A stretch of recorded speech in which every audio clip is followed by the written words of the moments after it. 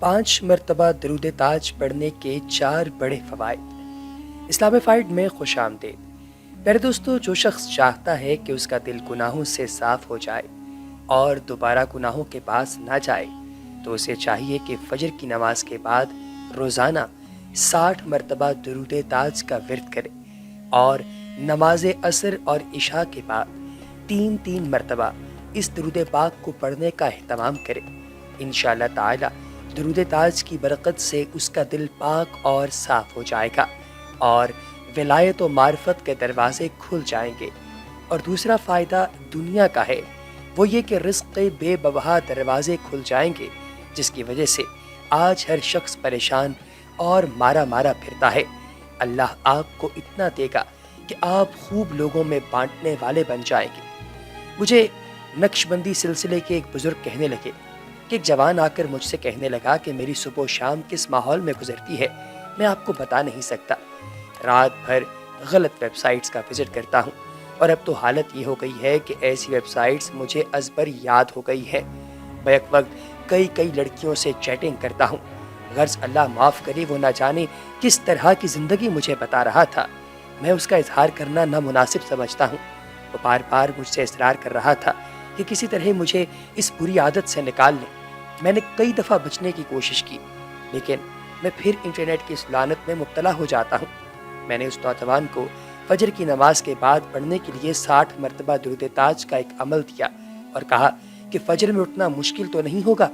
वो कहने लगा, मुझे तो नींद ही उस वक्त आती है, मैं ये अमल करके सो जाऊँगा। उस जवान ने अभी 7 दिन ही ये अमल किया था कि अल्हम्दुलिल्लाह उसकी ज़िंदगी में सालिहियत के आसार पैदा होने शुरू हो गए।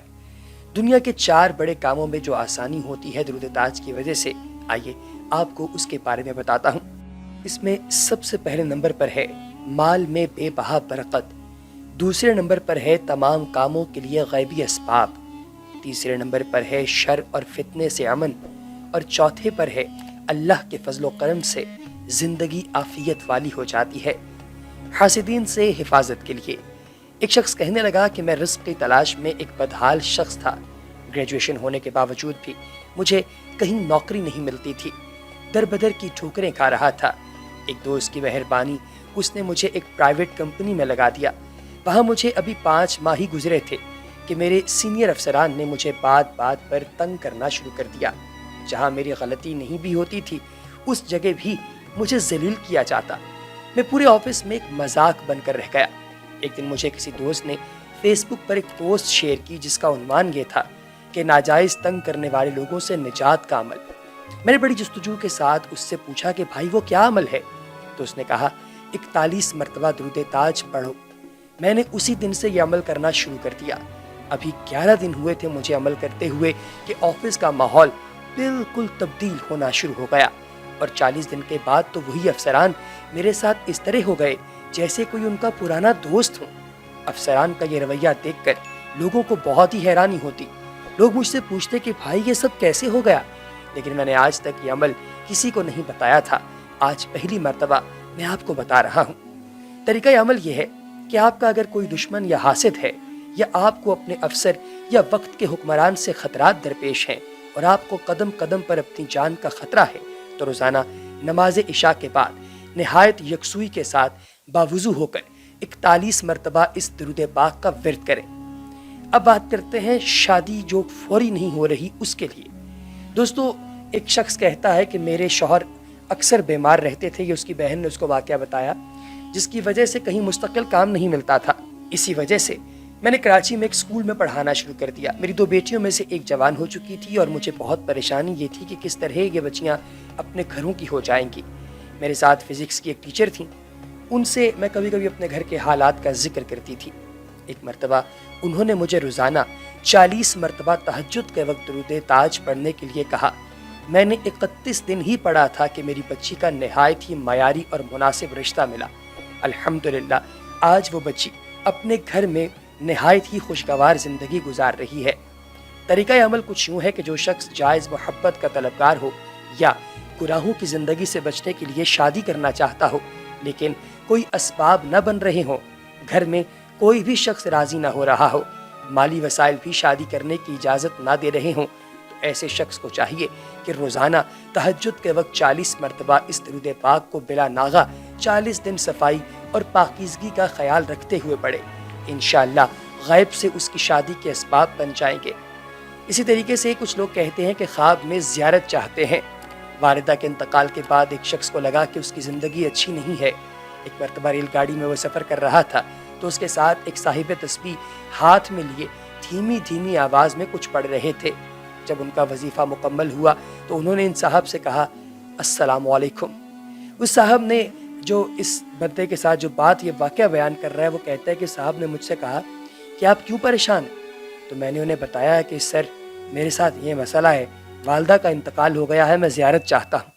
تو انہوں نے کہا کہ بیٹا میں تمہیں ایک عمل دیتا ہوں، اس کو روزانہ باوضو رات کو سوتے وقت پڑھنا۔ میں نے گھر آنے کے بعد یہ عمل پڑھنا شروع کر دیا۔ اللہ کے فضل سے مجھے چوتھے ہی دن اپنی والدہ ماجدہ کی خواب کے اندر زیارت ہوئی اور وہ بہت ہی اچھی حالت کے اندر تھیں۔ والدہ ماجدہ کو دیکھ کر میری تو جیسے روح ہی خوش ہو گئی اور میں جو پریشان تھا الحمدللہ میری پریشانی بھی دور ہو گئی۔ پیارے احباب، یہ برکتیں ہیں درود تاج کی۔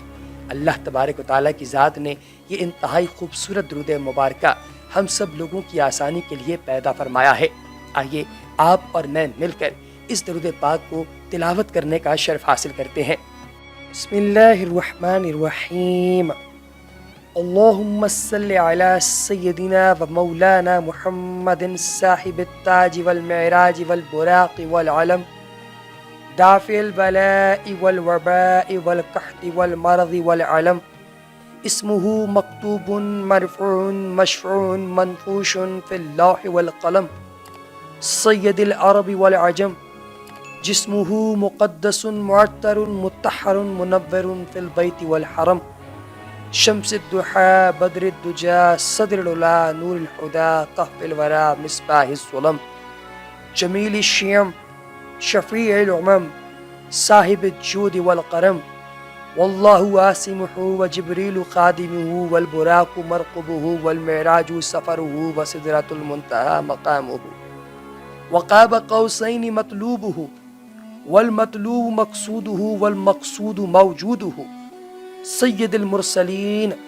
خاتم النبیین شفیع المذنبین انیس الغریبین رحمت للعالمین راحت العاشقین مراد المشتاقین شمس العارفین سراج الصالقین مصباح المقربین محب الفقراء والغرباء والمساقین سید الثقلین نبی الحرمین امام القبلتین وسیلتنا فی الدارین صاحب قاب قوسین محبوب رب المشرقین ورب المغربین جد الحسن والحسین مولانا و مولا الثقلین ابی القاسم محمد ابن عبداللہ نور من نور اللہ یا ایہا المشتاقون بنور جمالہ بلغ العلا بکمالہ کشف الدجی بجمالہ